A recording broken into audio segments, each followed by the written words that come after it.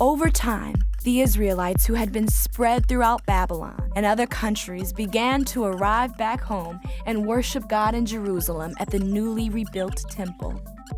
But the wall around Jerusalem had still not been rebuilt, leaving it vulnerable to an attack. There was an Israelite named Nehemiah who was living in Susa at the time. When he was told that there was no wall to protect them, he wept and prayed, asking God to help rebuild the wall. Nehemiah returned to Jerusalem and gathered the priests and officials and told them of his plan. The plan worked, and the wall was rebuilt in only 52 days.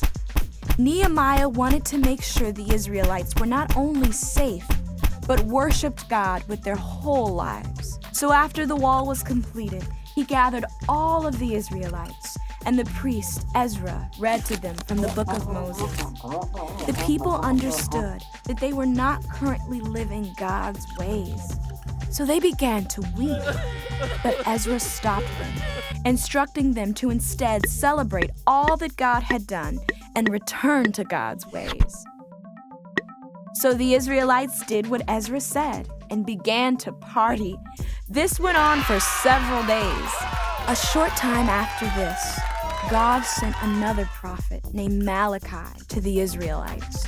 Malachi warned the people of what would happen if they turned from God's ways, but also reminded the people of God's promise to bless Israel and use them to bless the entire world.